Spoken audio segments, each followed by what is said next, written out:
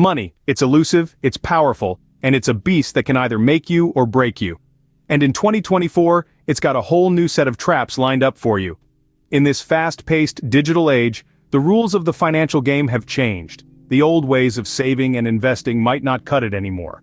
We're sailing into uncharted waters, where cryptocurrencies rule. Real estate isn't the safe bet it once was, and debt is just a swipe away.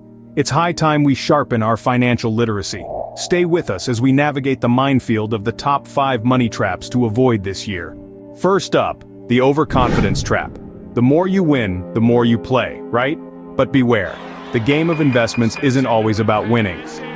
Picture this, you've made a couple of successful investments and now you're feeling like the Wolf of Wall Street. You start to think you've got the Midas touch, everything you invest in turns to gold. But here's the catch, overconfidence can lead you down a slippery slope. The belief that you can outsmart the market may have you taking unnecessary risks and making hasty decisions. Let's take a stroll down memory lane, shall we? Back in the early 2000s there was a guy, we'll call him Dave. Dave had made a killing in tech stocks during the dot-com boom. He was feeling invincible, riding high on his past success. Dave decided to double down, investing even more in tech. But then, the dot-com bubble burst and Dave lost a significant chunk of his fortune. The point of the story? Overconfidence. Dave thought he could predict the market, but the market, my friends, is an unpredictable beast. Overconfidence had him betting big and losing even bigger. It's crucial to remember that investing isn't a game of chance. It's a strategic play. It requires careful planning, research, and a whole lot of patience. And even then, there are no guarantees. So, what's the solution to avoid falling into the overconfidence trap? Diversify, diversify, diversify. Spread your investments across different sectors, industries, and asset classes. This way, if one investment takes a hit, you've got others to fall back on. Remember, the market owes you nothing, so keep your feet on the ground and your investments diversified. Next, we dive into the murky waters of debt. It's easy to fall in, but getting out? That's a whole different ballgame. You see, debt can be a slippery slope. You borrow a little here, a little there, and before you know it, you're drowning in a sea of payments and interest rates. Let's imagine Sarah, an enthusiastic college graduate. She borrowed heavily for her education, and now she is saddled with a mountain of student loans. Each month, a chunk of her paycheck goes to servicing this debt, leaving her with barely enough to cover her living expenses. Sarah is stuck in a debt trap, and it's a tough one to escape. Then we have Mike, a credit card enthusiast. He loves the convenience, the reward points, the feeling of buying now and paying later, but before he realizes it, his credit card debt has spiraled out of control. The minimum payments barely cover the interest and the principal amount remains almost the same. Mike, too, is caught in a debt trap. The key to avoiding such a trap is responsible debt management. It's crucial to understand the terms of your loans or credit cards. Know the interest rates, the repayment period, the penalties for late payment, and most importantly, before borrowing, assess your ability to repay. Remember, debt is not inherently bad. It's mismanaged debt that causes trouble. So before you swipe that card or sign that loan, ask yourself, can I really afford this? As your paycheck grows, so do your expenses. Welcome to the lifestyle inflation trap. Imagine this scenario. You land a new job with a heftier paycheck. Suddenly, that compact car seems a bit too compact and your cozy apartment now feels a touch too cozy. So, you upgrade. A swankier car, a bigger apartment, and oh, why not throw in some designer clothes while we're at it? Sounds great, right? Well, not quite. This is what we call lifestyle inflation. It's when your living expenses swell in proportion to your increasing income.